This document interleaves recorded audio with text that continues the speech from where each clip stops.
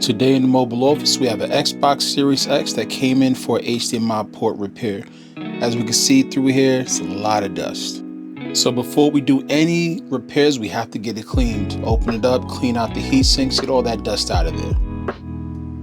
Once we clear out the dust, we take the board out, complete tear everything down. We see this dry thermal paste. We'll remove the HDMI port, add the new HDMI port, clean up the top of the APU, add some fresh thermal paste, put everything back together, make sure we test it out, make sure everything's nice and clean.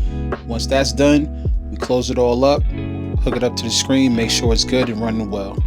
Don't worry about my screen, I'm getting a new one.